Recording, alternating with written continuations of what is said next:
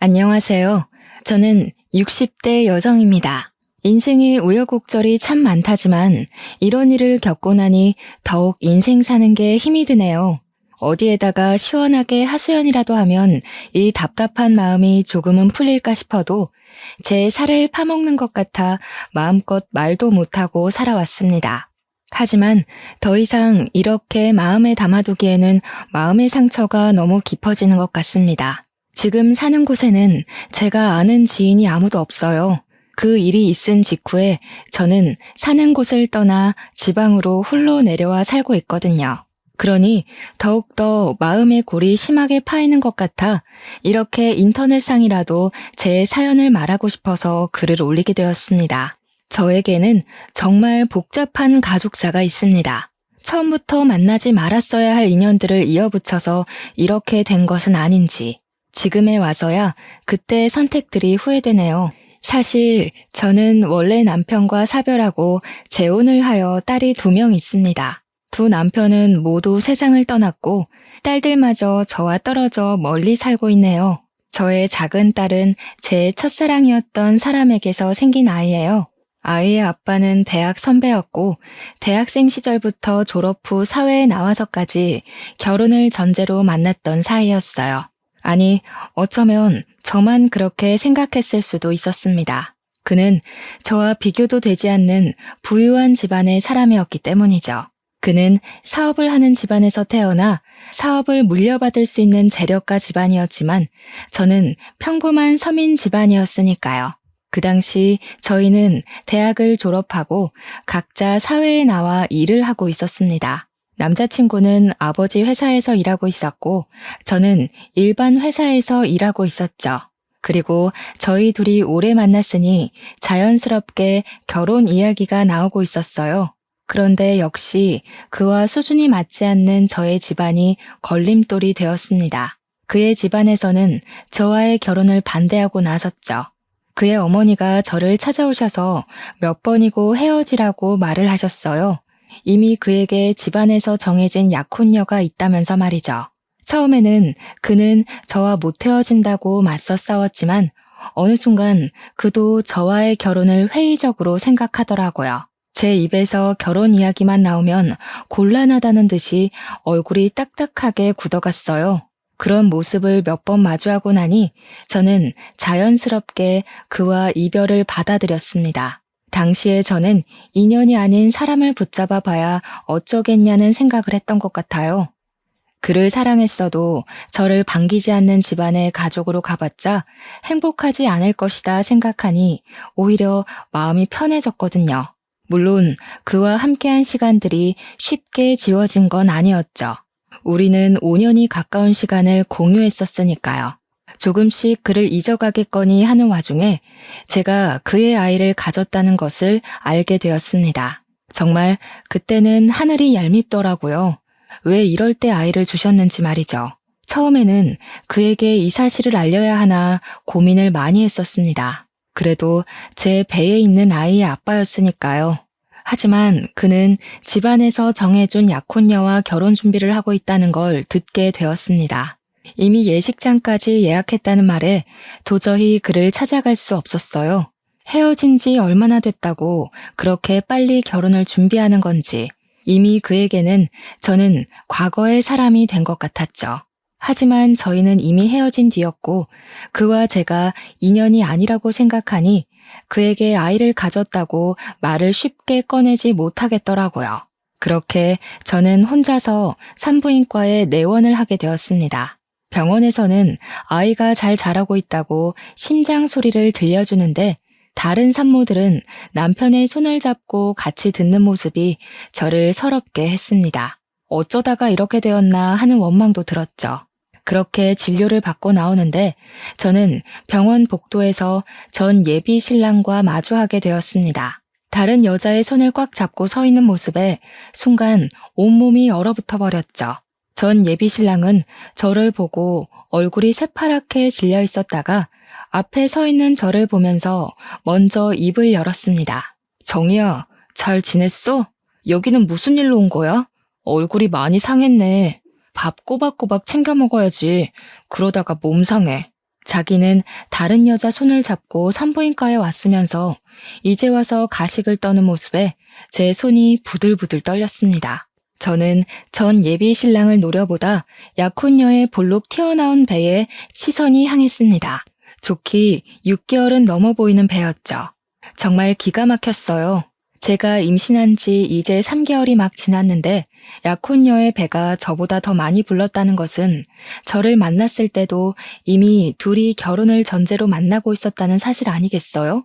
그런 생각을 하고 있자니 머리로 피가 몰리면서 눈에서는 불이 번쩍이더군요. 그러고서 저를 챙기는 듯한 그의 말투가 저의 심사를 더욱 뒤틀리게 했어요. 저는 그를 향해 톡하며 쏘아붙였죠. 지금 누구를 걱정하는 거야? 병원에 왜 왔겠어? 진찰받으러 왔겠지. 그쪽도 보니 그런 것 같네. 이미 상관없는 사람들끼리 안부 묻지 말자. 옆에 있는 사람이나 잘 챙겨. 저는 그렇게 톡 쏘아붙이고 병원을 서둘러 빠져나오는데 그가 쫓아와서 저의 손을 붙잡았습니다. 무슨 진찰 받으러 온 거야? 혹시 설마 내 아이를 가진 건 아니지? 너 임신한 거 아니지? 말해줘. 저는 잘게 떨리는 그의 입술을 보며 입을 꽉 깨물었어요. 어쩜 저렇게 뻔뻔하게 자기 애를 가졌을까봐 걱정하는지. 제가 본인 애를 가졌다고 하면 그의 표정이 어떻게 달라지나 궁금하기까지 하더군요. 그동안 정말 이런 남자를 사랑했었나 싶었습니다. 제가 아는 그의 모습은 다 거짓처럼 느껴졌어요. 왜? 임신이라도 했으면 어쩌려고? 나한테 돌아오려고? 아니면 아이라도 지우라고 돈이라도 찔러주게? 그럼 아주 많이 줘야 할 거야. 내가 돈이 아주 많이 필요할 것 같거든. 앞으로 2명의 몫을 해야 하니까. 그러자 그의 낯빛이 샛노랗게 변했습니다. 분명 그가 원하는 말은 아니었겠죠. 저는 제 손을 잡고 있던 그의 손을 쳐냈습니다. 그런데 그의 입에서 나온 말이 저를 더욱 미치고 팔짝 뛰게 만들었습니다. 미안해. 나는 너에게 돌아가지 못해. 네가 아이를 키울 돈이 필요하다고 하면 지원해 줄게. 아이를 지운다고 하면 그것도 내가 도와줄 수 있어. 내가 해줄 수 있는 게 이것밖에 없어서 미안해. 어떤 걸 원해? 내가 뭘 해주면 되겠니? 그의 말에 정말 울컥이며 눈물이 차오르는 걸 저는 꾹꾹 눌렀습니다. 뭐? 진짜 미안해? 미안하다는 말 잘도 내뱉는다. 나한테 그렇게 미안해? 돈을 준다고 진짜 우리의 5년을 쓰레기 취급을 하는구나. 알겠어. 당신이 나를 그동안 어떻게 생각하는지 똑똑히 알았으니까 들어가서 그 여자나 챙겨. 우리 여기서 선 확실히 긋자. 이 아이는 내가 알아서 할게. 낳아서 키우든지 말든지 알아서 한다고. 그러니까 우리는 이제 서로 상관없는 사람들인 거야. 혹시라도 서로 안부를 듣더라도 우연히 누가 하나가 죽었다 해도 그냥 모른 척하며 살자. 난 이제 너랑 할 말 없어. 저는 그 자리를 서둘러 떠났습니다. 그러자 눈물이 밀려오더라고요. 이미 정리된 감정이라고 생각했는데 그렇게 그의 입으로 그런 말을 들으니 다시 심장을 후벼 파는 게 너무 아파졌습니다. 집으로 돌아와서는 이제 뱃속의 아이를 어떻게 해야 하는지 걱정했습니다. 아이를 홀로 키울 자신이 안 섰거든요. 아버지 없는 아이라고 손가락질 받으며 클 아이도 미혼모로 살아갈 제 자신도 어느 것 하나 감당할 자신이 없었습니다. 그렇다고 아이를 쉽게 지우겠다는 선택도 할 수 없었죠. 아무에게도 말 못하는 날들이 길어질수록 세상에 고립당하는 기분이었어요. 깊은 바닷속으로 가라앉는 것 같았습니다. 그때 평소에 친하게 지내던 선배가 저를 찾아왔어요. 그 선배는 아이 아빠와도 친한 친구였죠. 정희야, 어떻게 된 거야? 경수가 다른 사람이랑 결혼한다고 청첩장을 보내서 바로 연락했더니 통화가 안 돼서 왔어. 너희 둘한테 무슨 일이라도 있었던 거야? 경수가 왜 네가 아니라 다른 사람하고 결혼하는 거냐고. 저는 선배에게 고개를 푹 숙인 채 묵묵부답으로 일관했어요. 도저히 말이 안 나오더라고요. 저도 이해를 못하겠는 상황을 선배에게 뭐라고 설명해야 할지 감도 안 섰습니다. 하지만 우리의 연애를 처음부터 지켜봐왔던 선배에게 우리의 끝을 알려주는 게 예의 같았어요. 선배, 어쩌다 보니 그렇게 되었어요. 그 여자는 집안에서 엮어준 약혼녀래요. 뭐, 선배도 알다시피 저랑 경수 오빠 집안 차이가 너무 많이 났잖아요. 어차피 이어지기 어려운 사람들이었어요. 그래서 헤어졌다는 말이야? 그래도 둘이 만난 시간이 있는데 이건 너무 갑작스럽다. 그래서 얼굴이 그렇게 상한 거야? 너는 경수가 다른 사람하고 결혼해도 괜찮아? 너 경수 많이 좋아했잖아. 인연이 아닌 사람을 붙잡아봐야 뭐 하겠어요. 저는 이미 마음 정리했어요. 차라리 헤어지니 마음도 편하고 좋네요. 내 사람도 아닌 사람, 이제 그만 보내줘야죠. 그때 선배가 제 손을 꽉 잡았습니다. 정말? 경수랑 깨끗이 헤어진 거 맞는 거지? 이제 둘은 아무 상관없는 사이 맞는 거지? 저는 그런 선배를 보며 의아한 표정을 지은 채로 고개를 끄덕였습니다. 그럼 나랑 만나자. 나 너 정말 좋아해. 사실 경수보다 내가 먼저 너를 좋아했어. 경수가 먼저 너한테 고백하는 바람에 이제까지 내 마음 숨겨온 거야. 정이야, 나랑 만나자. 저는 갑작스러운 선배의 고백에 선배에게서 손을 빼냈습니다. 저는 이미 그의 아이까지 가지고 있는데 어떻게 선배를 만날 수가 있겠어요. 그래서 거절을 했습니다. 죄송해요. 저 선배 마음 받아들일 수가 없어요.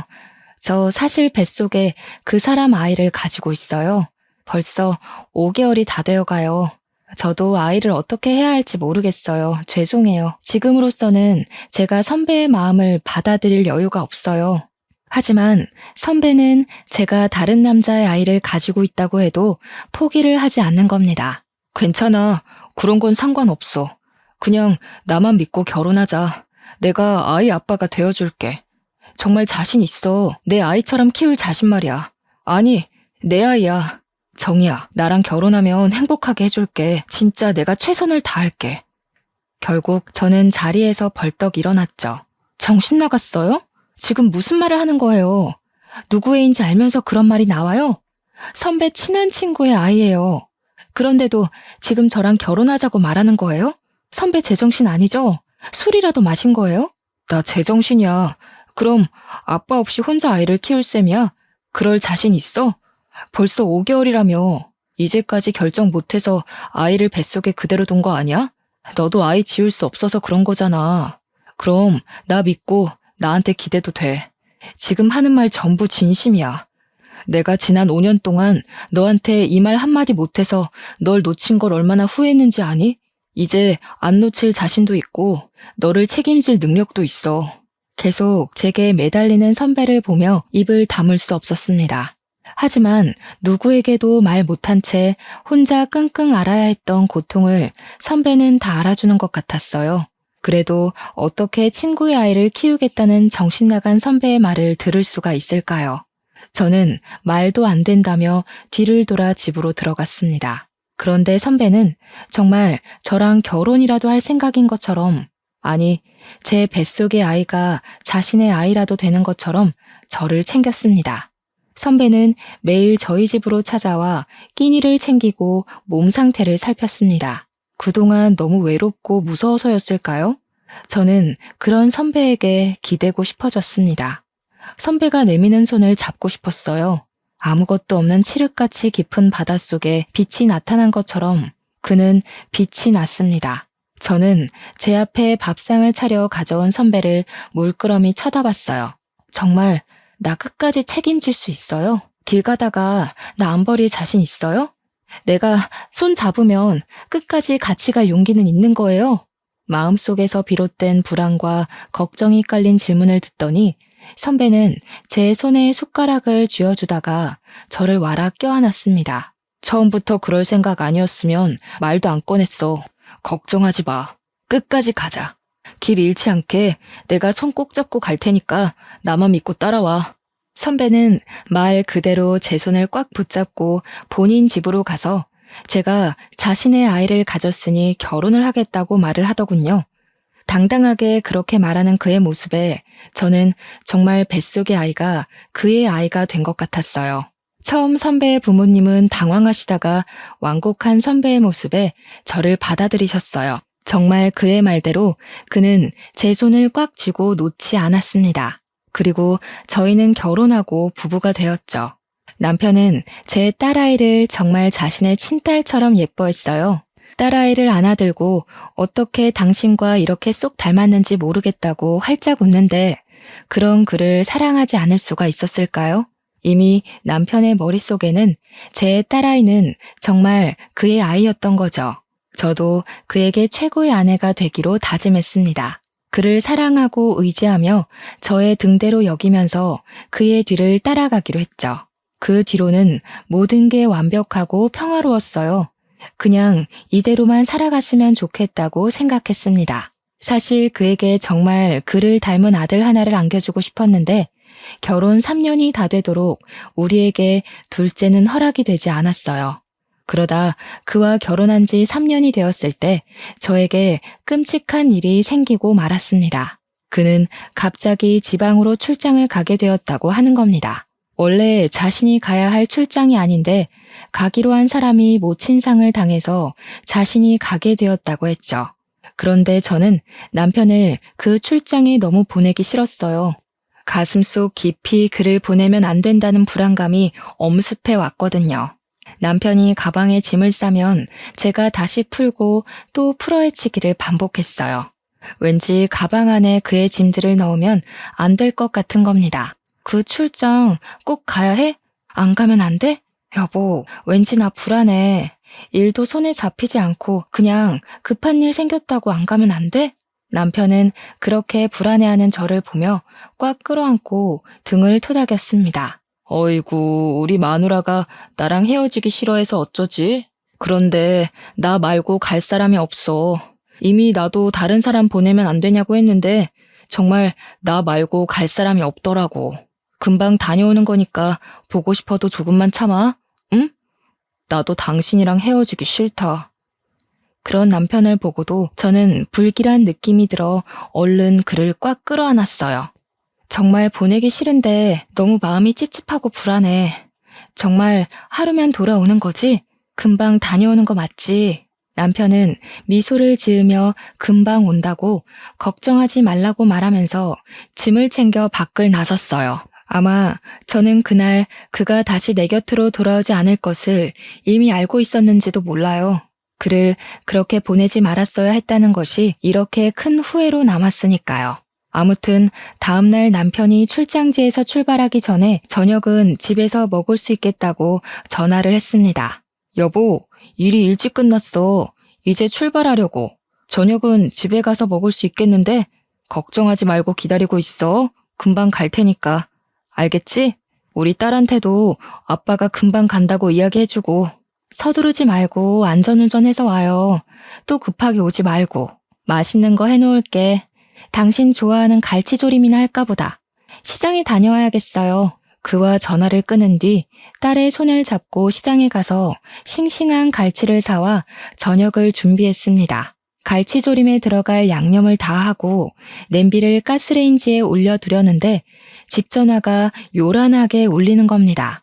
평소에 그 시간에는 전화가 올 곳이 없어서 의아해하며 저는 전화를 받았습니다. 여보세요? 김민재 씨 아내 되시나요? 지금 바로 병원으로 오셔야겠습니다. 10중 추돌 사고로 김민재 씨가 돌아가셨어요. 와서 본인 확인을 하셔야 할 것 같습니다. 저는 순간 손에서 수화기를 놓치고 말았습니다. 저는 경황도 없이 딸아이의 손을 잡고 허겁지겁 병원으로 달려갔죠. 병원에 도착하니 그곳은 이미 아비규환이었습니다. 여기저기 소리치는 소리와 울음소리가 뒤섞여 들렸어요. 저는 지나가는 병원 직원을 붙잡고 남편이 어디 있는지 물었습니다. 저는 직원을 따라 병원 지하에 있는 영안실로 갔습니다.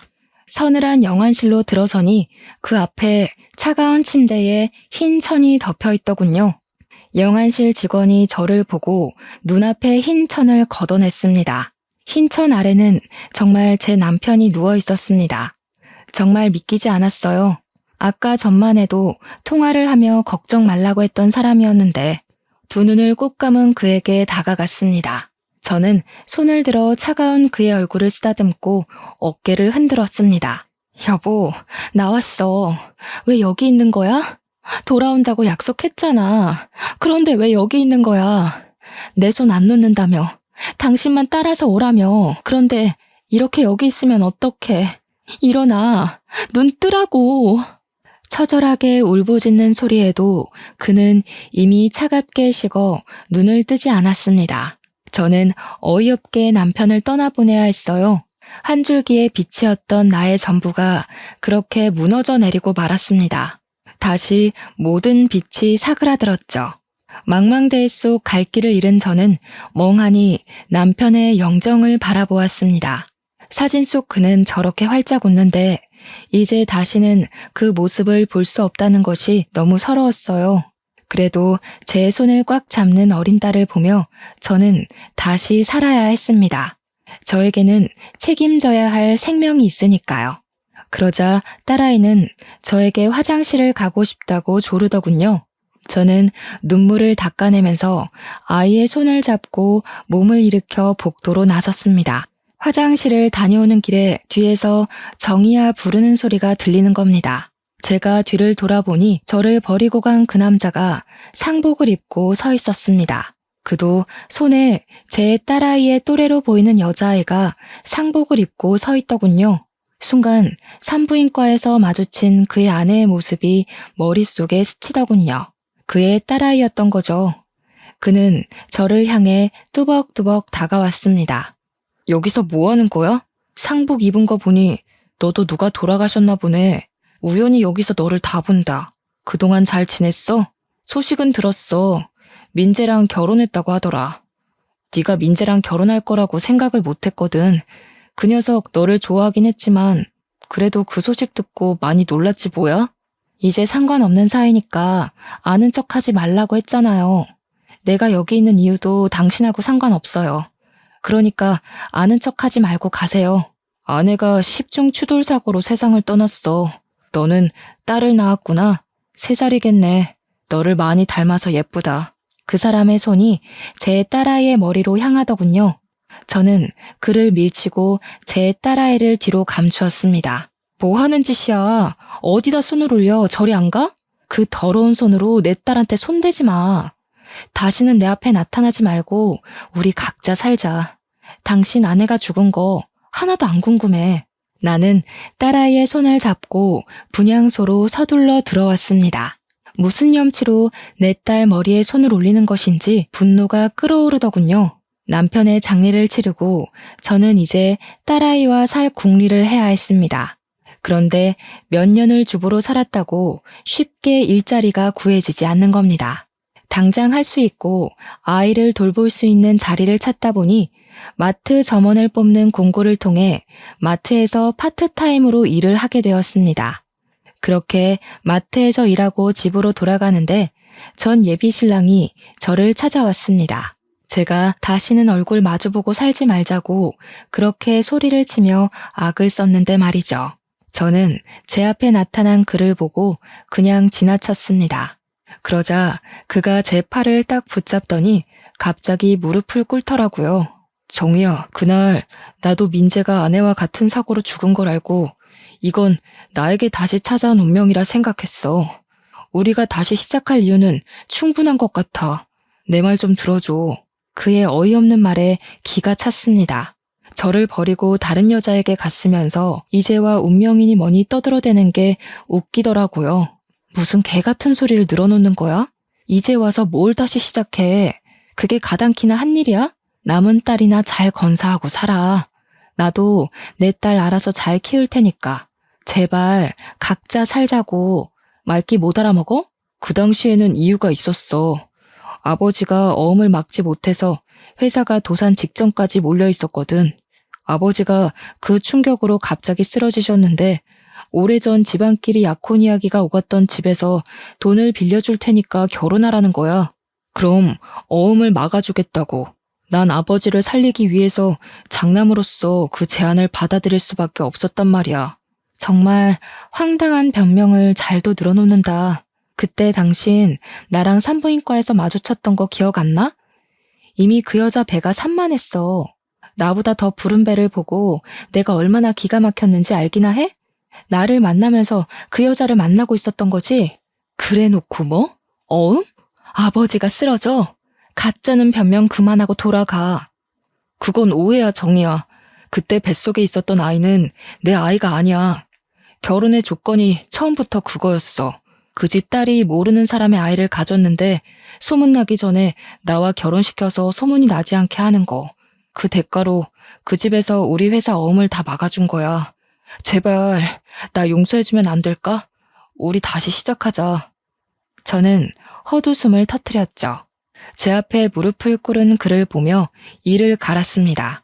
그는 집안을 위해 나를 버렸으니까요. 아, 그러셔? 그럼 잘 됐네. 어차피 겨우 그런 조건으로 나도 버리고 내 딸도 버린 거니까.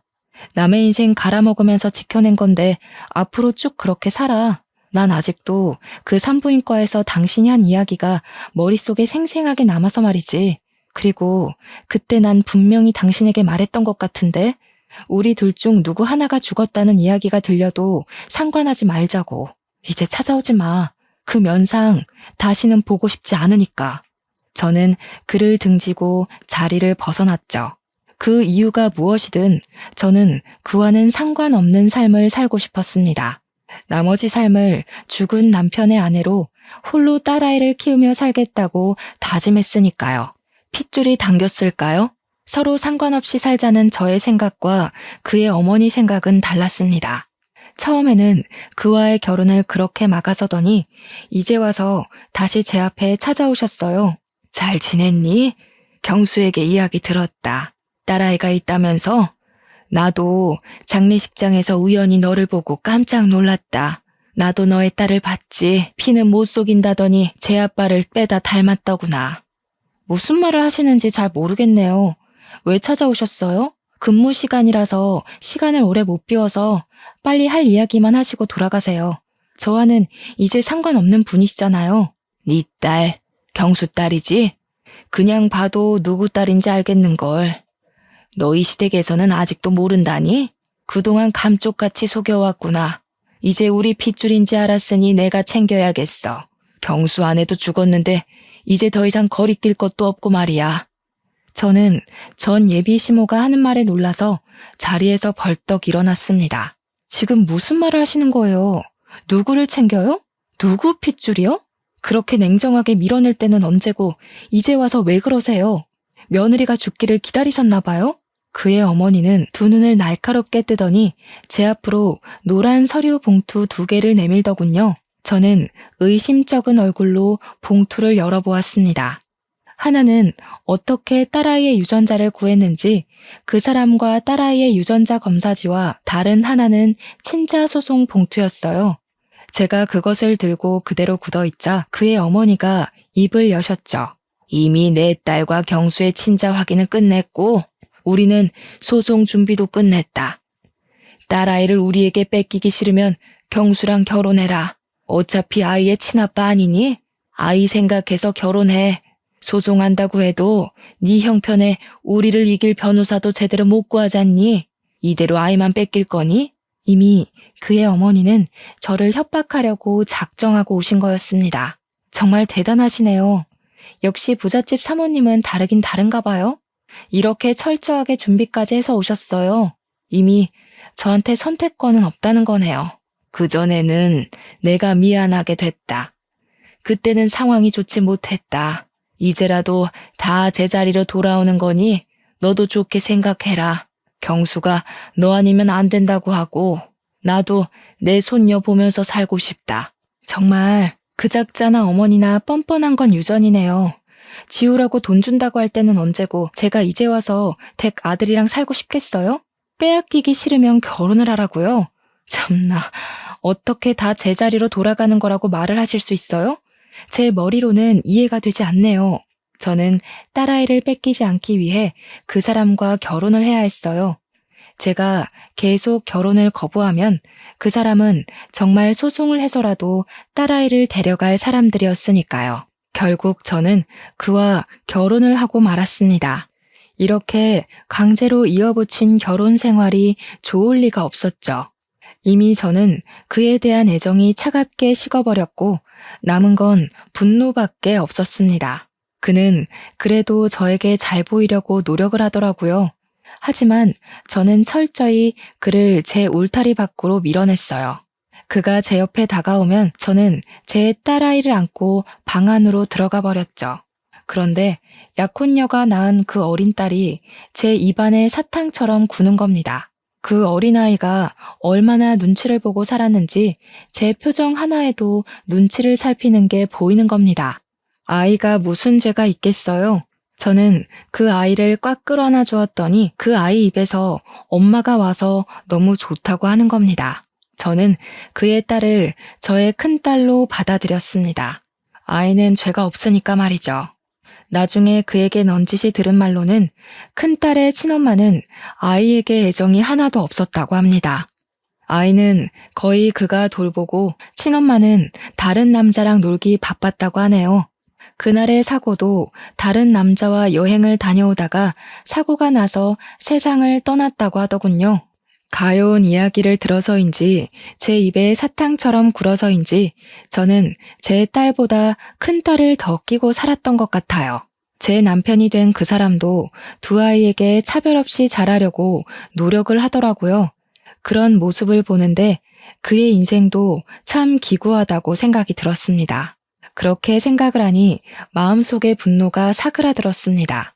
분노가 사라지니 저도 그를 점점 남편으로 받아들였습니다. 다시 한번 그를 사랑하려고 노력하고 그의 여자가 되기로 했던 것 같아요. 그를 다시 사랑하려고 노력하니 그가 예전의 그로 보이더군요. 제가 열렬히 사랑했던 첫사랑의 감정으로요.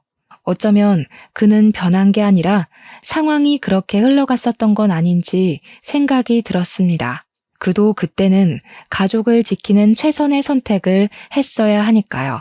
길게 돌아왔지만 다 제자리를 찾았다며 환하게 웃는 그의 모습에 저는 아무 말도 못했습니다. 그 순간에도 저는 마음 한구석을 지금의 남편에게 내어주었습니다. 이렇게 행복을 찾아가도 되는 건지 하늘로 떠난 전 남편에게 미안해졌습니다. 그렇게 제 마음속에는 두 남자가 공존한 채로 세월은 흘러갔습니다.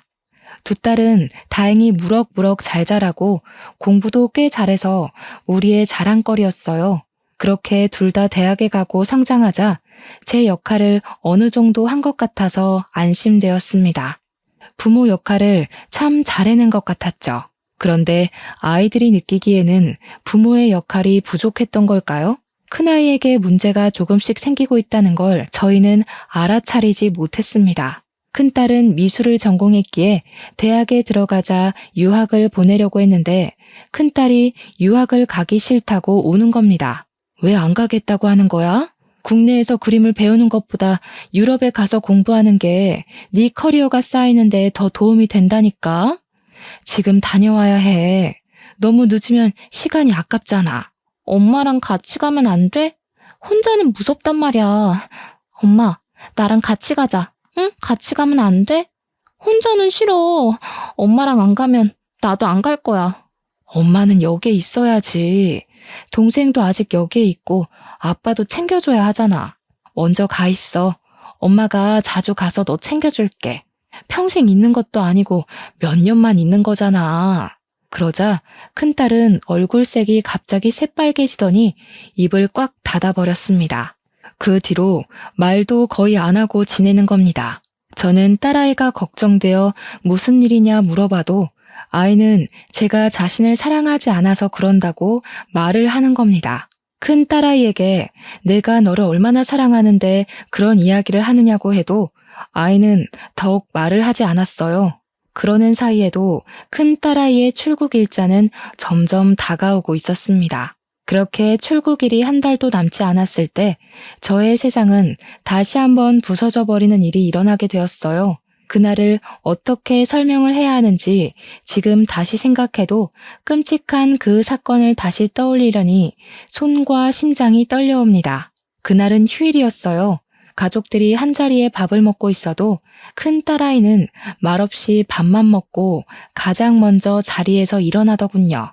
저는 큰 딸아이에게 간식을 가져다 주고 다시 마음 풀라고 말을 하는데도 이불을 뒤집어 쓰고 일어나지 않았습니다. 답답한 마음에 속이 타들어갔습니다.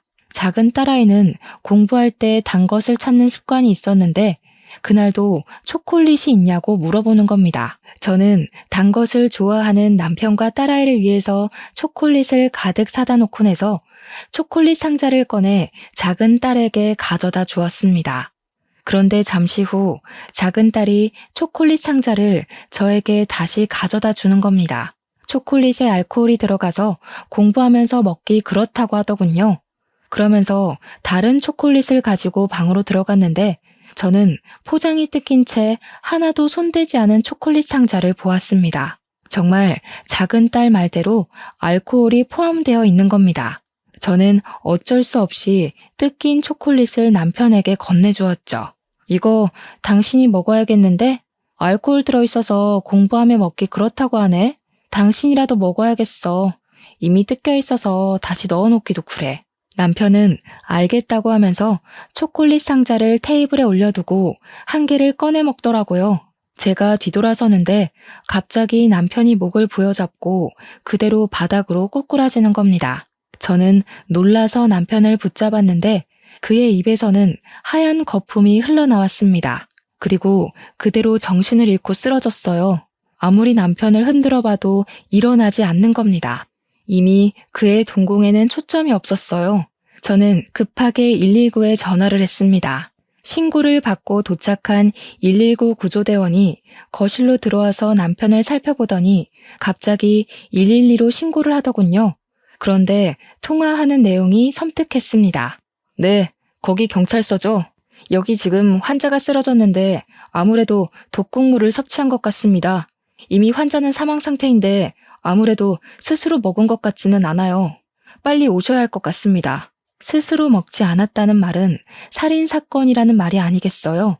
저는 떨리는 손을 부여잡고 딸들도 놀라서 거실에 서 있는데 경찰들이 와서 남편을 살펴보더니 저를 범인으로 지목하고 구속했습니다.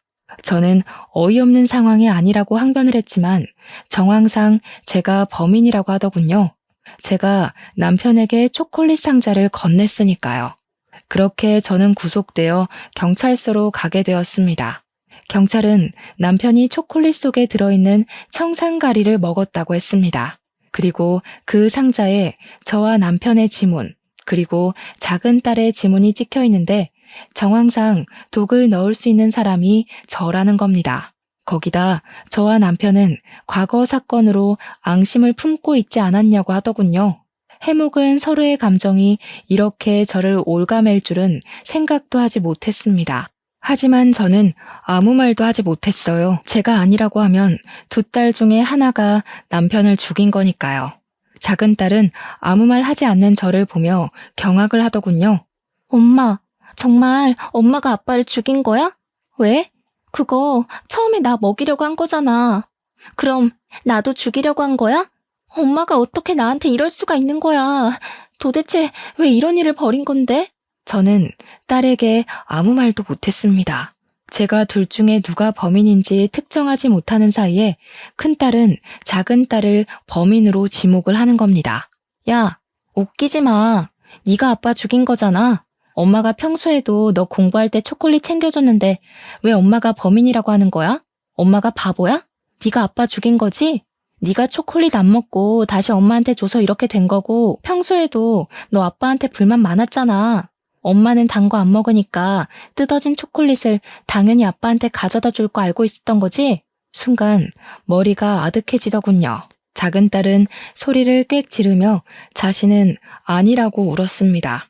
그 소란 틈에 경찰들은 작은 딸 방에서 청산가리 가루와 초콜릿에 넣은 주사기를 발견했다면서 내미는 겁니다.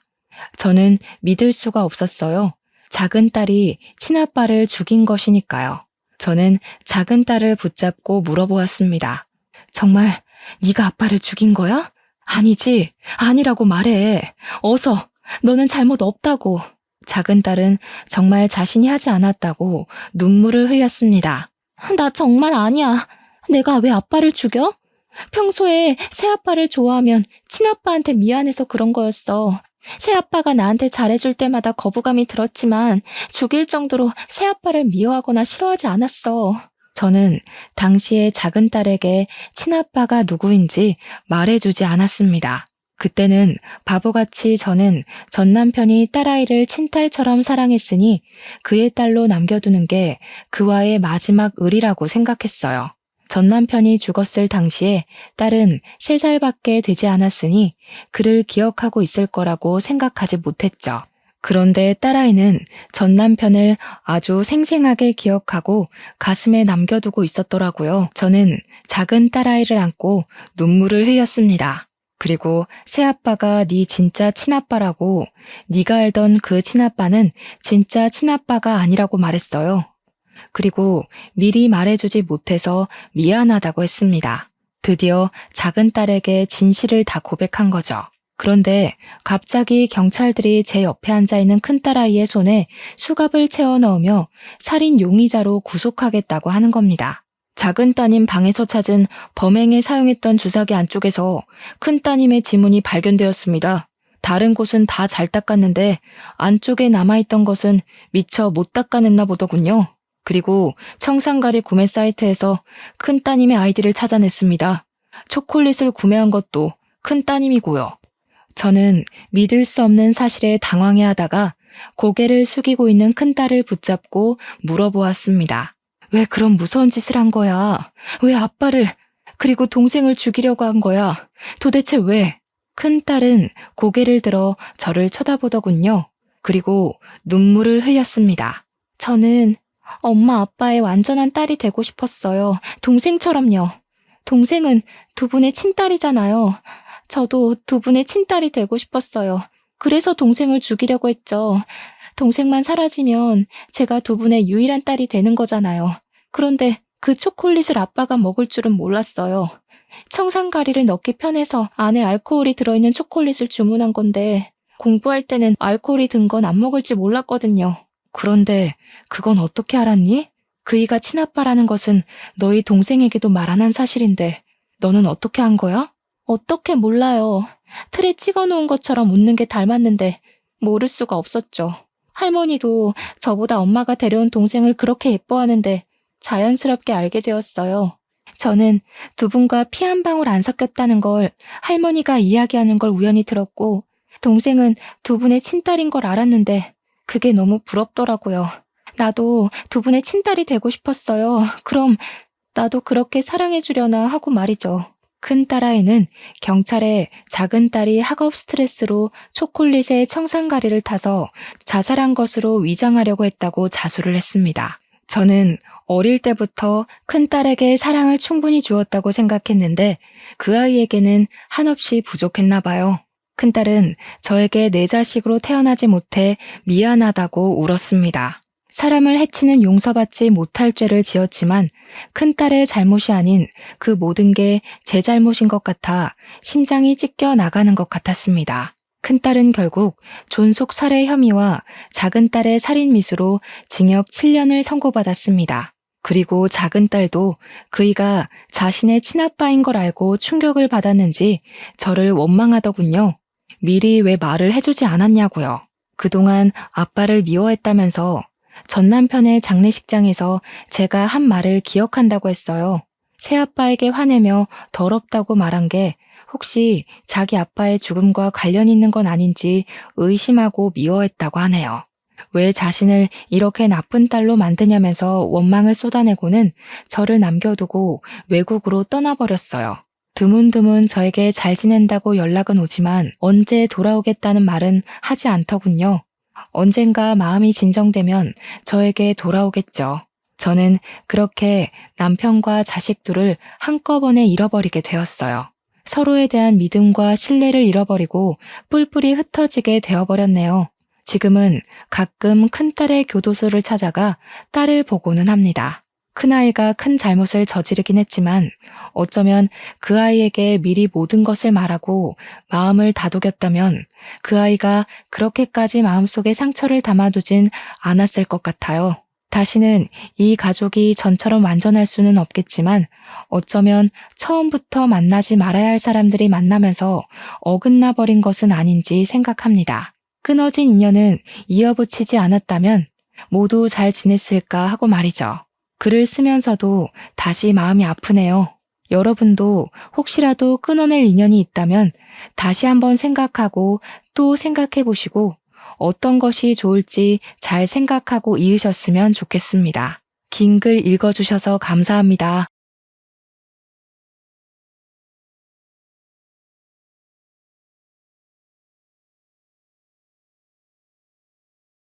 안녕하세요. 저는 이제 막 70으로 들어설 노모입니다. 요양원 생활을 하면서 새롭게 컴퓨터를 좀 배웠는데 젊은 직원 선생님들이 재밌는 걸 알려줘서 우연히 사연을 접하게 되었어요. 한 자리에 앉아서 수많은 사람들의 이야기를 듣고 말을 남기고 한다는 게 너무 신기하더라고요. 요즘은 많은 사연자들에게 응원의 말 한마디 남기는 재미로 살고 있어요. 사연을 듣고 응원만 하다 보니까 한편으로는 제 사연도 꽤나 심도 있어서 얘기를 한번 해보면 좋겠다. 그런 생각이 들더라고요. 그래서 남겨봅니다. 시간 되시는 분들은 들어봐 주세요. 저는 젊은 시절부터 남편이란 작자 때문에 고생을 많이 하며 지냈습니다. 남편과 만나서 결혼을 한 건 단순히 제가 사는 동네에 총각이 남편밖에 없었기 때문이었어요. 제가 살던 시절에는 남자와 여자가 만나서 결혼을 하는 과정이 그리 복잡하지도 않았고, 잘 맞고 안 맞고 상관없이 그냥 얼굴 좀 길게 봤다 싶으면 하는 게 결혼이었어요.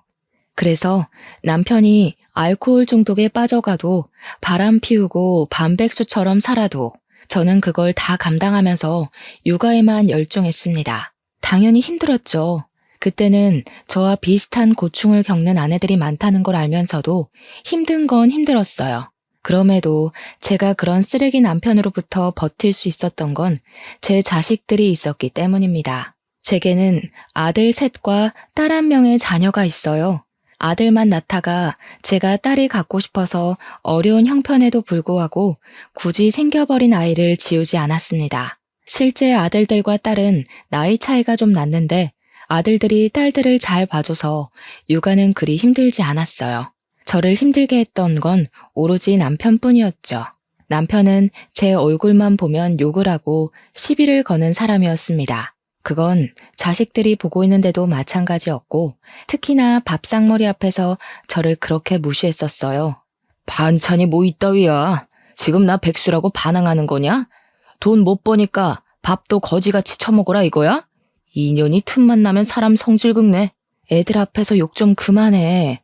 애들이 뭘 보고 배우겠어. 내가 언제 당신한테 돈 못 번다고 시비 건 적 있어? 당신 혼자 자존심 상해서 내 성질 긁는 거 아니야. 그런 식으로 목소리만 높이면 가장 위험이 산대? 남편 때문에 저희 집 밥상이 엎어지는 건 그리 놀랄 일이 아니었고 한 끼를 2번 차리는 것 또한 익숙했던 때였습니다. 이반이 백수라서 제가 남편을 대신해 일을 해야 했어요. 남의 집 식당에서 잡일까지 하며 돈을 벌었습니다. 그 식당은 규모가 작아서 직원을 저 하나만 썼거든요.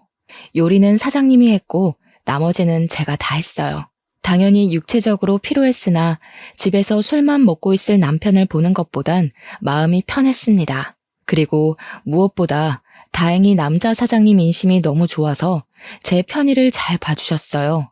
또 월급이 참 괜찮았는데 저 하나 있는 것도 직원이라고 복지 혜택을 잘 챙겨주시더라고요.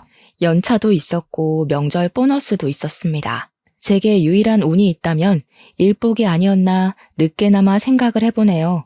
바깥일도 제가 하고 집안일도 제가 해야 해서 힘에 부치긴 했지만 자식들만 생각하면 주저앉을 수가 없었어요. 제가 할 수 있는 최대한의 체력을 내면서 살았죠.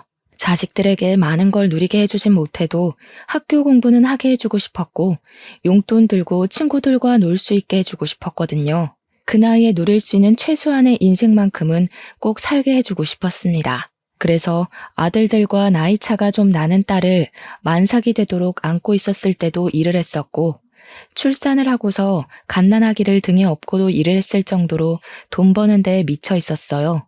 그런데 남편은 제가 그리 노력하는 게 마음에 들지 않았나 보더라고요. 돈 없으면 돈 벌어 오라고 난리였고 돈을 벌러 나가면 집구석에 안 박혀 있고 어딜 싸돌아다니냐고 난리였습니다. 너 설마 남자 생겼냐? 그래서 자꾸 싸돌아다니는 거지? 그게 아니면 벌어오는 돈도 쥐꼬리만 하면서 뭐 한다고 하루 종일 나가 있어?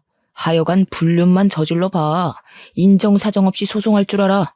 네가 그런 말 할 자격이 된다고 생각하냐? 너는 내 돈 다 뺏어서 딴 년 만나러 다니잖아. 나야말로 소송해줘? 네가 만난 여자들 얼굴 다 알고 있는데 하나씩 다 고소해버릴까? 자식들 앞에서 웬만하면 안 싸우고 싶었는데 남편이 하는 꼬락서니를 보면 안 그럴 수가 없어서 끝내 목청 높여 다투길 반복했어요. 자식들은 우리 부부싸움 때문에 그 지옥에서 늘 두려움을 안고 살았을 겁니다. 자녀들의 눈빛이 불안정한 걸 알면서도 저 또한 사람이었던지라 남편 새끼를 두고 이성을 붙들고 있기가 어려웠네요. 그건 아직도 자식들에게 미안한 점이라고 생각하고 있어요. 그런 불안정한 가정에서 자랐는데 애들이 어떻게 부모를 보고 존중하겠습니까?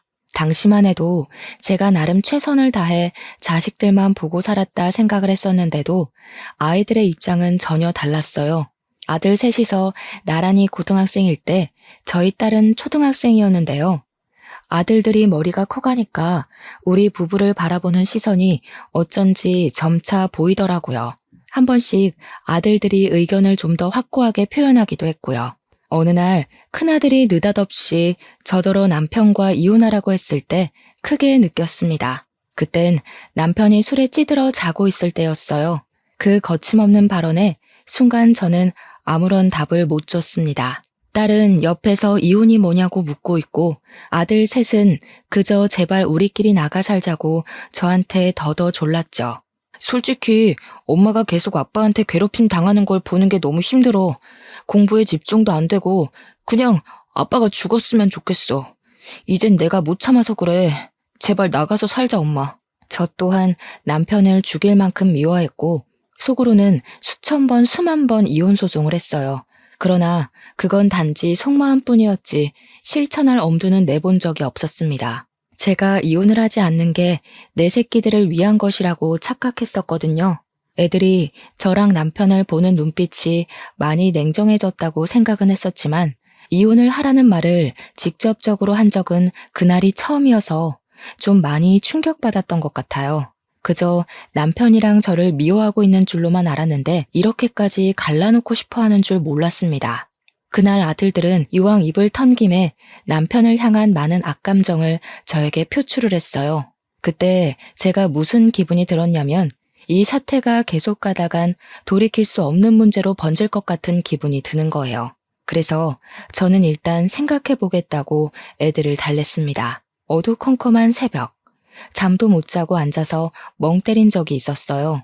바보같이 돈만 열심히 벌면 되는 줄 알았고 그 돈으로 애들을 뒤떨어지지 않게 키우기만 하면 되는 줄 알았는데 저 혼자서 몸이 부서질 만큼 엄마 노릇에 최선을 다하고 있다고 생각했는데 애들 생각을 직접적으로 듣고 나서는 모든 게 저의 합리화였단 걸 알았어요. 저는 한 번씩 제 사정을 식당 사장님께 얘기하곤 했는데요.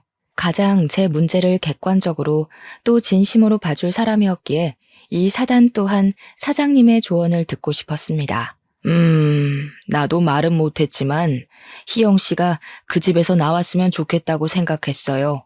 희영 씨처럼 좋은 사람은 그런 대접받고 살 필요 없거든요. 남편의 막무가내 인성까지 희영 씨가 보듬어야 될 의무라고 생각하진 않았으면 좋겠어요.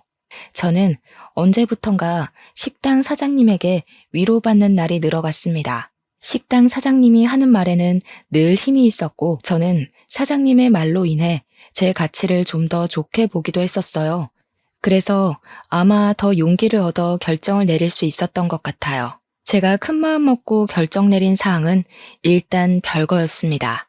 역시나 시대적 분위기 탓에 감히 이혼까진 감당할 자신이 없어서 일단 애들만 데리고 야반 도주를 했어요.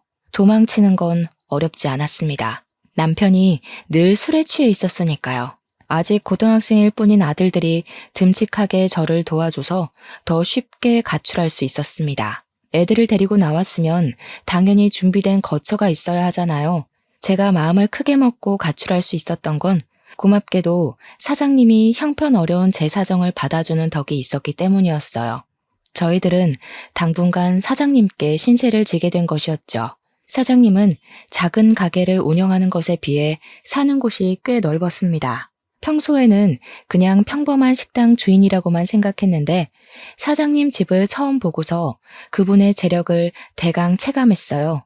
흔쾌히 저희 식구를 보듬어준다길래 혼자 사는 사장님 집에 민폐가 되지 않을까 걱정했거든요. 근데 사장님이 괜찮다고 계속 자기 집에 오라고 하는 겁니다. 역시 믿는 구석이 있어서 저희에게 배려를 해준 거더라고요. 듣자 하니 사장님은 큰 집을 부모님께 물려받았다고 했습니다. 2층 주택이었는데 위아래 세대가 완전히 분리되어 살 수 있게 대문도 2개로 나누어져 있는 곳이었어요. 원래는 세를 주려고 했는데 마침 제 사정을 알게 되어 저한테 선의를 베풀어 주신 거더라고요. 사장님 덕분에 저희는 가출을 한 신세에도 원래 살던 환경보다 훨씬 좋은 집에서 살 수 있게 되었습니다. 사장님은 1층을 사용했고 저희 식구들은 2층에 새들어 살게 되었죠.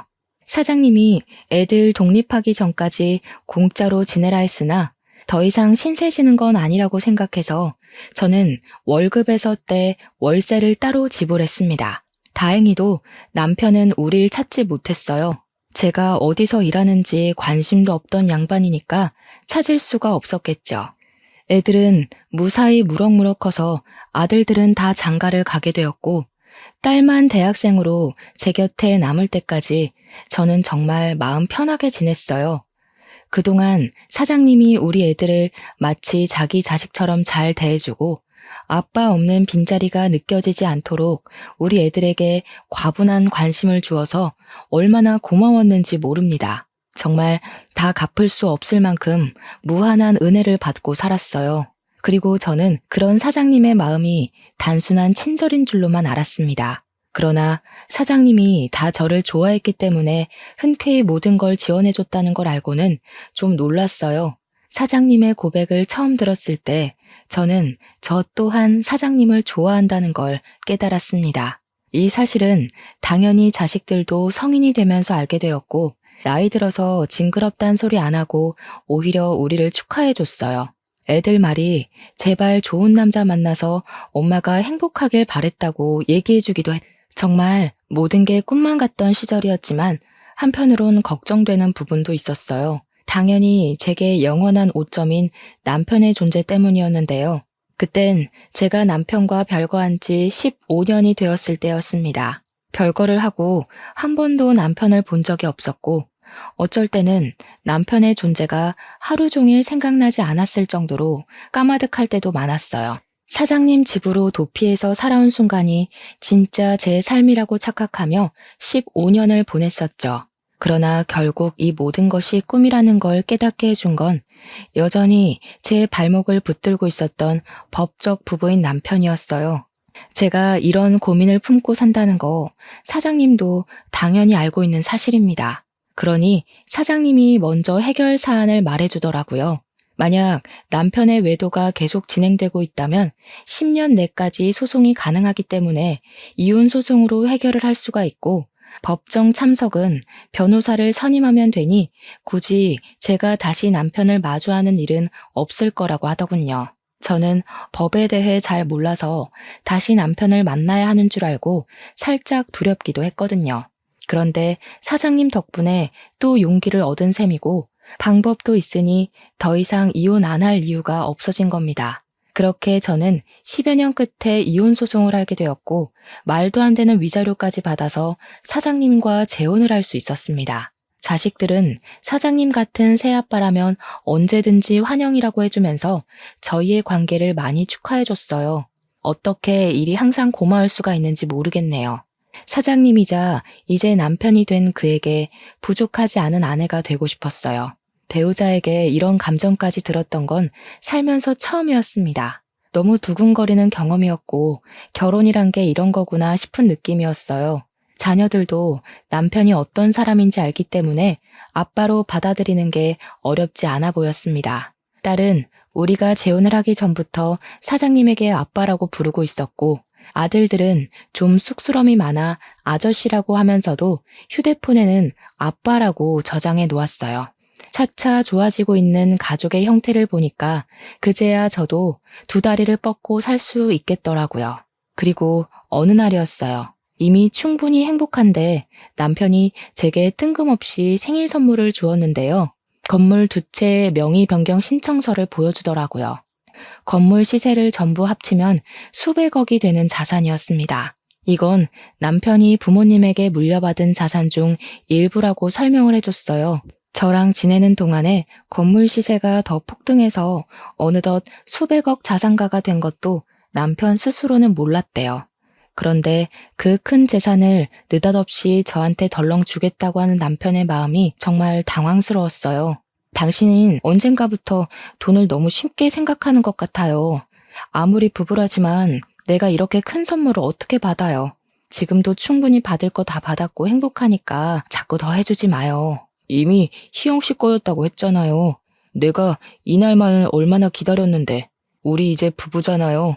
다른 부부들보다 늦게 시작했으니까 그만큼 빨리 많이 공유하고 살고 싶어서 그래요. 그래야 남 같지 않고 진짜 부부가 된 기분일 것 같거든요. 저는 그 자리에서 감동을 머금고 남편의 마음을 받았습니다. 말했다시피 그날은 제 생일이었어요. 그래서 아들 부부까지 다 모여서 저녁을 먹던 날이었거든요. 남편이 식사 자리에 끝나고 저를 따로 방으로 불러서 준 선물이었습니다. 그런데 그걸 애들이 몰래 들어버린 거예요.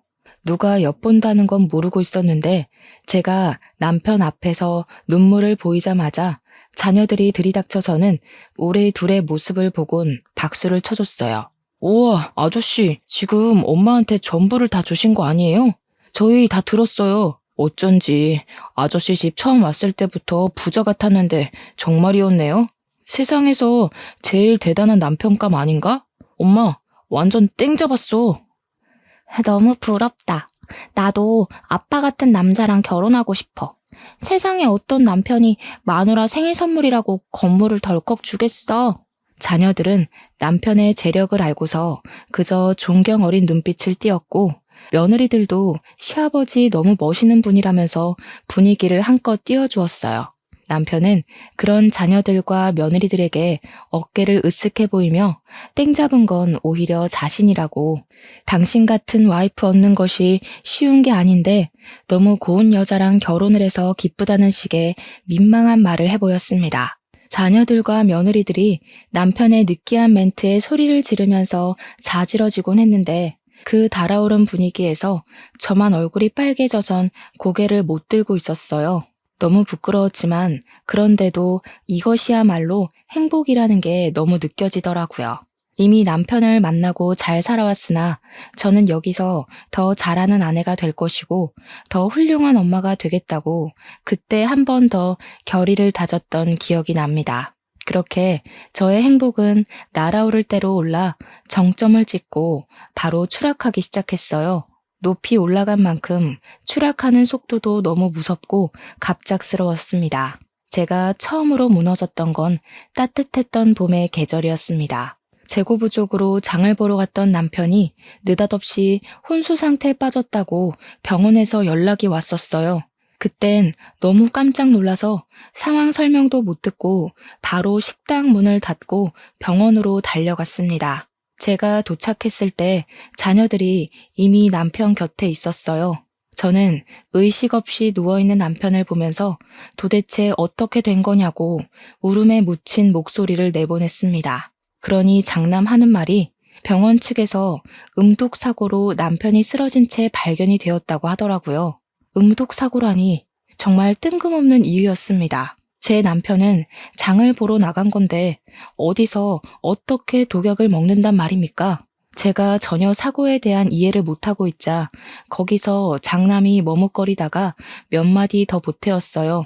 아저씨가 아무래도 아빠를 찾아갔던 것 같아. 둘이 어떻게 연락이 돼서 만난 건지는 모르겠는데 소방관이 하는 말 들어보니까 우리 옛날 살던 집에서 아저씨가 사고를 당했다고 하더라고. 이게 무슨 마른 하늘의 날벼락인가 싶었어요. 제가 이혼을 못했던 것도 아니고 저랑 전 남편의 관계는 이미 다 정리가 된 상태였는데 남편이 왜 전 남편과 접선을 했을까요? 설명을 들으면 들을수록 머릿속이 복잡하기만 했습니다. 장남한테 남편이 왜 전 남편을 만났냐고 대신 물어도 장남 또한 그것까진 모르겠대요. 경찰에선 이미 전 남편을 구속해서 조사 중이라고 하는데 거기서도 전 남편이 남편과 왜 접선을 했는지 별다른 이유는 말 안 한다고 하더라고요. 그나마 남편한테 해코지한 이유 정도는 전 남편이 선뜻 밝혔다는데 그냥 제가 괘씸해서 그랬다는 자백이었답니다. 아무리 사람한테 안갚음이 있어도 그렇지 어떻게 멀쩡한 사람을 반 죽여놓는단 말인가요? 음독을 시도했다는 건 명백히 살인 미수잖아요. 몇 년이 지나도 한결같이 쓰레기인 전 남편 소식을 들으니 얼마나 심장이 벌렁벌렁 하던지. 끝난 줄만 알았던 전 남편의 존재가 다시 제 발목을 잡자 과거로 돌아간 것 마냥 가슴이 갑갑했습니다. 제 눈앞에서 남편이 의식 없이 누워 있어서 더 혼란스러웠던 것 같아요. 그렇게 저는 남편을 붙들고 이게 무슨 일이냐 오열만 하면서 시간을 보냈어요. 남편이 이렇게 된 게 내 탓 같아서, 아니 내 탓이라서 모든 게 죄스러울 뿐이었습니다. 자녀들은 그런 제 곁을 돌아가면서 지켜주었어요. 자녀들이 남편 꼭 깨어날 거라고 위로를 해주는데도 좀처럼 진정이 되질 않았습니다. 당연히 식당 문도 못 열었어요. 남편의 곁을 한시도 떠나기가 싫었으니까요. 이게 모두 제 전 남편의 짓이니 남편이 깨어나면 저를 원망할 수도 있다고 생각을 했어요. 그런 건 상관없었습니다. 그저 남편에게 이혼을 당해도 괜찮고 남편이 저를 안 보고 싶어 해도 괜찮으니 그냥 무사히 깨어나기만을 바라면서 그 무거운 시간을 묵묵히 보냈어요. 혼자 이렇게 자책을 하는 것이 아닌 원망을 듣더라도 남편 목소리로 직접 듣고 싶었습니다. 그러나 제가 남편에게 대단히 큰 원흉이었나 봐요. 하늘은 제게 남편에게 용서할 시간을 주지 않았습니다. 안타깝게도 남편은 발견 당시 이미 소생 불가 상태였기에 호흡기를 끼고 중환자 신세를 진 지 2주 만에 세상을 떠났어요. 그날 저는 정말 세상이 무너지는 줄 알았습니다. 남편에게 아무것도 듣지 못했고 마지막 인사를 나누지도 못했는데 남편을 보내주라네요. 뭐 이런 경우가 다 있단 말입니까? 이렇게 경우 없는 작별은 왜 있냔 말이에요. 아직 남편에게 들을 말이 많고 보답해야 하는 마음도 가득한데 사별이라뇨. 너무 황당해서 남편에 대한 미안함과 슬픔이 원망으로 변질되기까지 했어요. 대체 왜 그런 위험한 사람을 혼자서 찾아간 건지 남편 옷깃을 붙들고 묻고 싶었습니다. 그러나 역시 돌아가신 분에게선 답이 없었죠. 저는 장례식 내내 텅 빈 마음으로 시간을 보냈어요. 자녀들과 며느리들이 저를 대신해서 바쁘게 조문객을 받았고 장례 절차에 따라 움직였습니다. 쓸쓸하게 보낸 우리 남편, 장례식이라도 성대하게 치러주고 싶어서 자녀들이 의견을 많이 보태었어요. 남편은 역시나 좋은 사람이었는지 조문객들이 정말 많았습니다.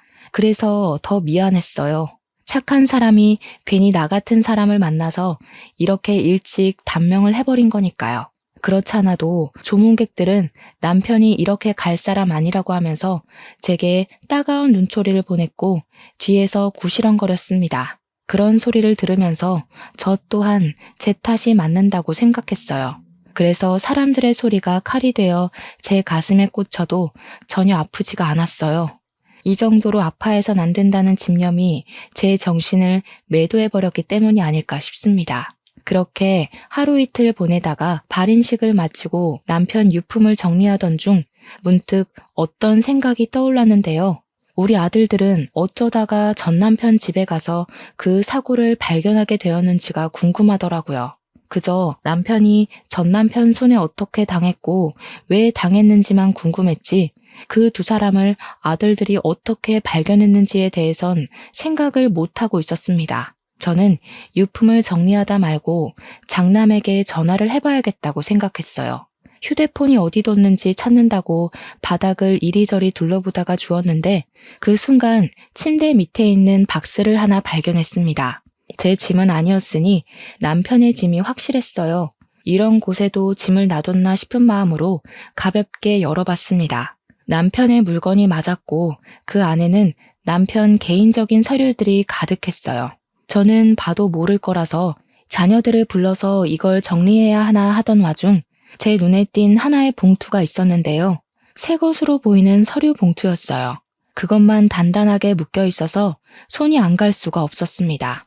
그런데 그 안에는 생각 없이 열어본 것 치곤 생각지도 못한 자료가 들어 있었어요. 저도 한눈에 알아볼 수 있는 남편의 유언장 사본이었죠. 그리고 그것과 함께 들어있던 수많은 A4 용지. 그건 남편의 필체로 적힌 일기였습니다. 그곳에는 남편이 제게 숨기고 있었던 그동안의 사정들이 고스란히 적혀 있었어요. 마치 저한테 편지를 쓰는 것처럼 일기가 적혀 있어서 실제 남편이 직접 얘기해주는 것과 같은 망상이 들기도 했는데요. 남편이 마지막 흔적이 묻어있는 그 일기를 하나 둘 읽어볼수록 저는 입을 틀어막을 수밖에 없었습니다. 그곳엔 제가 굳이 자녀들에게 연락하지 않아도 남편의 죽음을 예측할 수 있을 만한 내용들이 수두룩했어요. 당황스럽게도 남편이 전 남편을 만난 건 이번이 처음이 아니었더라고요. 그전에도 전 남편을 만났다는 게 충격이었지만 그보다 더 놀랐던 건 그 만남이 전부 제 아들들의 주도하에 이루어졌단 거였어요. 아들들은 저 몰래 내 남편을 찾아가서 친부에게 지속적으로 시달리고 있다고 몇 번이나 하소연을 했던 것 같았어요. 착한 남편은 아들들의 고충을 듣고서 고민을 많이 했을 거고 자녀들에게 진정한 아빠가 되고 싶다는 이유로 그 문제를 직접 나서서 해결하려고 했을 거예요. 그러니 아들들이 남편을 데리고 전 남편을 만나러 다녔겠죠. 분명 아들들은 제 앞에서 남편과 전 남편의 접선이 어떻게 이루어졌는지 모른다고 했었는데 그 일기가 사실이라면 아들들은 제게 거짓말을 했다는 것이 됩니다. 이미 이것만으로도 충격이었는데 남편의 마지막 일기로 보이는 곳에는 더 충격적인 사실이 적혀 있었어요. 저에게 경고를 해주는 듯한 문구였습니다. 전 남편과 아들들의 사이를 믿지 말라고 적혀 있더라고요. 아무래도 아들들이 전 남편과 거래를 한 것 같다는 알 수 없는 말도 있었고 조금 더 알아보고 저한테 다 말해주겠다고도 쓰여 있었습니다. 너무 놀라서 저는 이걸 어떻게 해야 하는지 고민을 많이 했어요. 우선 아들들이 왜 저한테 거짓말을 한 건지 이해가 안 되었습니다. 그리고 남편이 마치 우리 아들들이 수상하다고 얘기를 하고 있는 사실도 머리 아플 만큼 혼란스러웠어요. 제가 이 수많은 의문들을 다 풀어내면 남편 유언장이 가리키는 문구 또한 받아들일 수가 있는 걸까요? 남편 유언장에는 자신의 재산 상속 증여를 모두 제게 일임한다고 적혀 있었어요. 원래 남편은 저뿐만 아니라 자녀들에게도 자신의 재산을 증여해줄 마음이 있던 사람이었어요. 그랬던 사람이 제게 재산을 전부 일임했습니다. 이건 분명 자녀들에게 재산을 줄 수 없는 이유가 있다는 걸 뜻하는 것 같았어요. 아들들에게서 돌아선 것 같은 이 유언장은 남편의 말 못했던 사정을 대신 표현해주고 있는 것 같기도 했습니다. 차마 모른 채 할 수가 없는 사실이었어요. 진실을 마주하는 게 너무 무서웠지만 저는 이 사실을 아들들에게 알리지 않았습니다. 대신 딸을 기다렸습니다. 남편 일기장에는 아들들 언급만 있었지 딸 얘기는 없었거든요. 그리고 딸은 남편 장례식에서 누구보다 서럽게 울었고 장례가 끝난 후에도 밥도 옳게 못 먹을 만큼 시름시름 앓았던 아이였어요. 저 못지않게 남편의 죽음을 크게 애도하였습니다. 그런 딸이 아들들처럼 숨은 얼굴을 갖고 있을 거란 생각은 못했어요. 남편이 죽고 난 후 딸은 퇴근하고 귀가하면 방에만 박혀 있었는데요. 그 모습은 저랑 정말 많이 닮은 모습이었어요. 그런 딸의 마음을 제가 다잡아주고 기운을 북돋아줘야 하는데 못나게도 엄마로서의 역할을 제대로 못했습니다. 그날도 딸은 방에만 박혀서 저녁 먹을 생각을 안 하고 있었어요. 그래서 제가 오래간만에 딸 방을 찾아갔습니다. 그 순간 방문 가까이 가니까 안에서 어떤 말소리가 들렸어요. 그때부터 저는 기척을 숨긴 채 문에다 귀를 바짝 대어 들어봤습니다. 나도 매일 눈물 짜내느라 힘들어. 이러다 진짜 우울증 올 것 같다니까. 억소리 나는 돈만 아니었으면 나 진짜 다 관뒀다. 돈 받으면 이 집 바로 나갈 거야. 우리 어디 갈래? 발리 갈까? 자기 발리 가고 싶어 했잖아. 딸의 생생한 목소리에 저는 귀신이라도 본 것 마냥 문에서 떨어져 나갔습니다. 딸에게서 남편 일기장에 적혀있는 아들들의 소름 돋는 모습까지 투영되어서 보이는 듯 했어요. 아들들 또한 제가 못 보는 곳에서 딸처럼 이런 생각으로 남편을 바라봤겠죠. 저는 이때야 내 자식들의 실체를 다 알아버린 셈이었어요. 내 자식들이 남편을 아빠라고 받아들였던 게 전부 남편의 재산 때문이라는 걸 알았습니다. 아들들과 딸은 결코 우리 남편 죽음을 슬퍼한 적이 없다는 거였고, 여태껏 나와 같은 모습을 하고 있다 생각한 딸의 눈물도 거짓이라는 거 아닙니까? 딸의 이면적인 모습에 충격받은 저는 그곳에서 찍소리도 못하고 얼른 방으로 돌아와 버렸습니다. 아들들 모습은 안 봐도 비디오이니 확인해 볼 필요가 없다고 생각했어요. 진실을 직면한 그날, 저는 남편과 단둘이 썬 그 방에서 며칠을 울었습니다. 남편이 제게 자식들의 이런 면을 말하지 못해서 얼마나 속이 골았을까요? 혼자서 어떻게든 해결해 보려고 얼마나 노력했을까요? 저는 남편 앞에 악마 새끼들을 끌고 온 것 같아 미안해서 괴로울 지경이었습니다. 그러나 이대로 울고만 있을 수는 없었어요. 남편의 재산이 정리되어야 한다는 걸 이미 자녀들이 알고 있고 자기네들 앞으로 떨어질 콩고물을 기대하고 있잖아요. 충분히 울면서 시간을 보낸 저는 마음을 굳건하게 먹고서 변호사를 불렀습니다. 어차피 재산 정리하려면 변호사를 불러야 되니까요. 그리고 자식들에게도 식당으로 모이라고 연락을 한 통씩 넣었어요. 자식들은 뻔뻔한 얼굴로 저를 위로하면서 안부를 물어주었습니다. 자녀들에게서 전 남편의 괴물 같은 모습이 보이는 것 같아 소름이 돋았어요. 어쩌면 멍청했던 전 남편보다 훨씬 더 지능적으로 무서운 녀석들일 수도 있겠네요. 저는 차마 자녀들에게 괜찮다는 말은 못하고 애써 마음 안 좋은 척하고만 앉아 있었습니다. 그리고 변호사가 우리 앞에서 남편의 유언장을 읽어주기 시작했는데요. 솔직히 직접적으로 상황에 마주하게 되면 더 심하게 두렵고 떨릴 줄 알았거든요. 그런데 의외로 감정이 침착해지더라고요. 그 덕분에 변호사가 유언을 또박또박 읽어나갈 때마다 자녀들 표정이 점점 바뀌는 게 아주 잘 보이는 거 아니겠습니까? 그 모습이 얼마나 악마 같고 가소롭던지. 남편이 아니었다면 저 또한 자식들의 이런 이면에 속아 넘어갔을 거 아닙니까? 그 생각만 하면 분명 내가 낳은 자식인데 전혀 자식 같아 보이지가 않더라고요.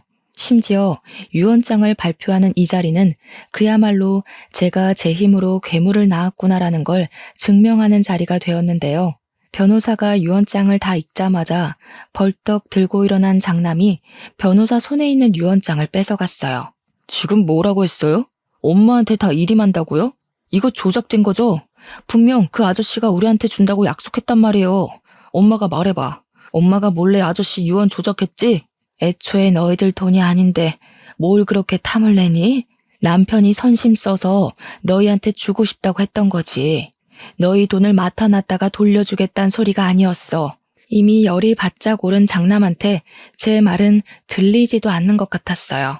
장남은 기어코 제가 꾸민 짓이라 망언을 퍼부으며 유언장을 던져버렸습니다. 그리곤 제 멱살을 목 조르다시피 꽉 쥐었어요. 지금 혼자 잘 먹고 잘 살겠다는 거야? 어떻게 핏줄을 버려?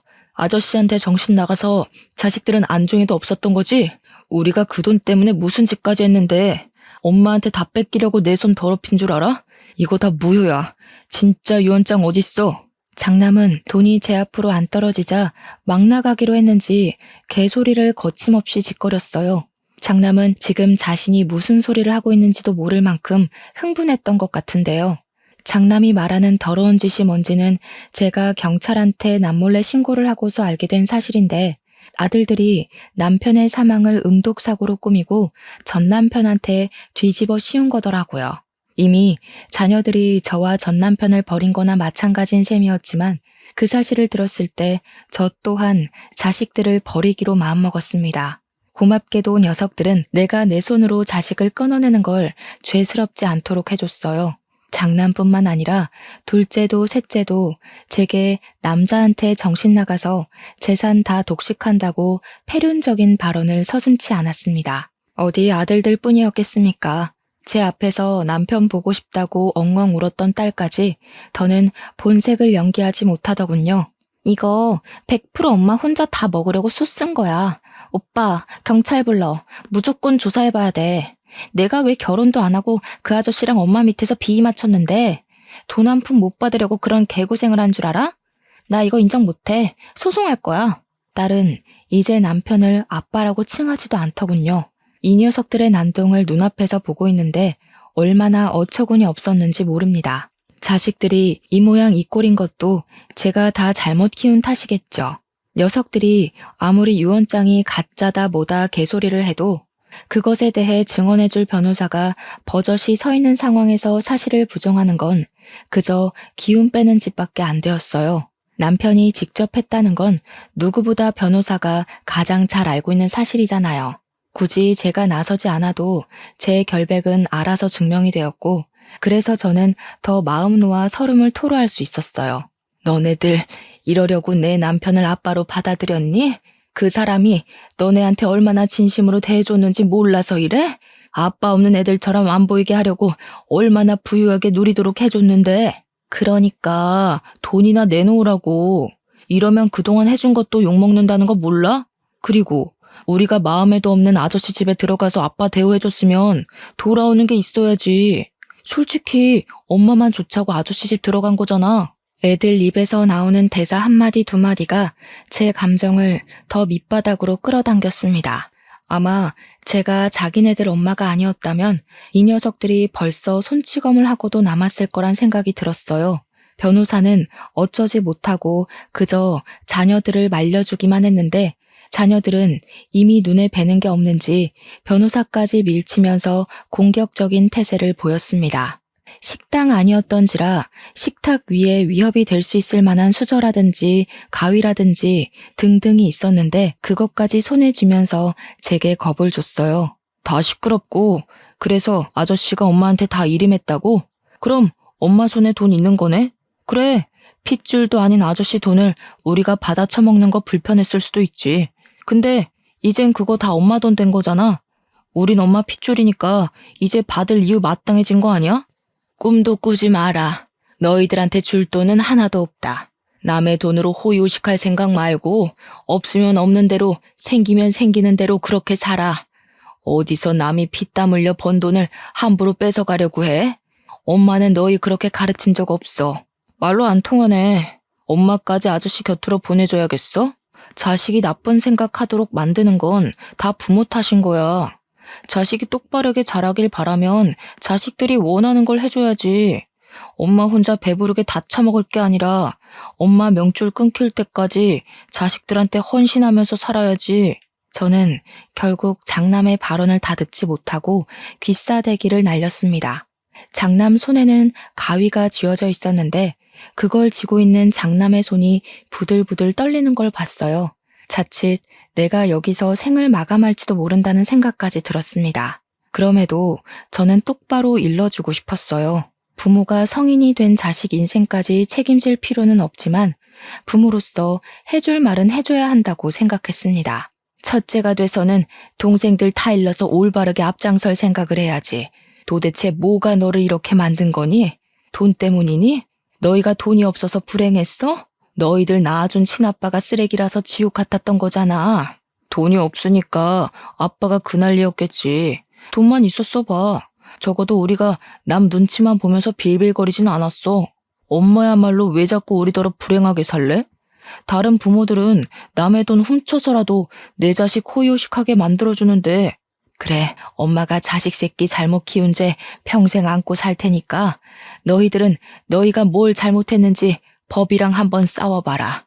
나는 내 새끼들이라고 너그럽게 합의해줄 마음 없다. 오늘부터 너희들은 내 새끼들이 아니라 내 남편 죽인 살인자 새끼일 뿐이야. 저는 자식들을 끊어내는 마음으로 그렇게 악을 질렀습니다. 때마침 시간 알맞게 도착한 경찰이 식당 안으로 들어섰어요. 저는 미리 시간을 정해서 경찰에게 신고를 해놓은 상태였습니다. 남편이 가진 증거물을 토대로 전 남편과 아들들이 남편에게 어떤 해코지를 했는지 조사를 부탁했었죠. 길목 CCTV와 블랙박스 등으로 어렵지 않게 남편의 죽음은 밝혀질 수 있었어요. 자식들은 경찰에게 연행되어 가면서도 제게 원망설인 목소리를 내었습니다. 그 와중에 딸은 무서웠는지 금방 회유하면서 잘못했다고 울더라고요. 물론 그런 마음마저 고작 경찰한테 잡혀가기 싫어서 살려달란 소리일 뿐이었겠죠. 그렇게 저는 번잡한 상황이 지나가고 아수라장이 된 자리에서 털썩 주저앉았습니다. 올바른 길로 잘 나아가고 있다고 생각했는데 결국 제가 가는 길 끝에는 저 혼자만 서 있게 되었어요. 이러려고 자녀들을 데리고 가출한 게 아니었는데 어쩌다가 사랑하는 사람의 목숨까지 앗아버렸는지 모르겠네요. 왜 이렇게밖에 될 수 없었던 걸까요? 제가 뭘 그렇게 잘못 살았던 걸까요?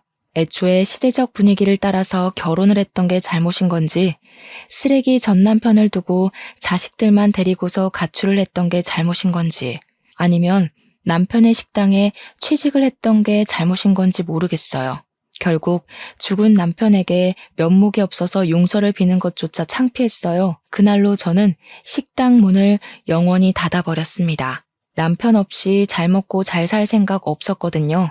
자식들까지 제 손으로 감옥에 보내고 벌을 내려줬는데 저 혼자 잘 살아서 뭐 하겠습니까? 그렇다고 파렴치한 자식들을 다시 자식으로 받아줄 생각은 없어요. 감옥에서 나오면 부디 이 세상이 고작 돈 때문에 막무가내로 살기엔 얼마나 혹독한 곳인지 깨닫길 바랄 뿐이네요. 저는 현재 인사말에서 말씀드렸다시피 요양원에서 생활 중입니다. 제게 남겨진 수백억의 재산은 요양원비를 해결할 돈만 남겨둔 채 전부 사회에 환원을 해버렸어요. 내 돈 아닌 걸 갖고 있으려니 얼마나 무섭고 마음이 불편하던지. 어려운 사람들을 위해 써버리니까 속은 좀 시원하더라고요. 아마 두 발 뻗고 못 자는 일은 없지 않을까 싶네요. 남은 생을 요양원에서 쭉 보내다가 갈 것 같은데 이곳이 조금 쓸쓸하고 심심하긴 하더라도 더는 아픔 없이 그냥 이렇게 살다가 가고 싶습니다. 마지막 소원인데 그것만은 하늘이 저를 불쌍하게 생각해서 들어줬으면 좋겠네요. 손가락이 굳어서 글 쓰는 속력이 느렸다 보니 벌써 저녁 먹을 시간이 되었습니다. 점심 먹고 앉았는데 벌써 저녁이라니 오랜만에 몸이 고생을 좀 한 기분이네요. 오늘은 일찍 잠자리에 들어야겠습니다. 제 사연 읽어주셔서 너무 감사해요. 모두가 덜 아픈 생을 살길 기원할게요.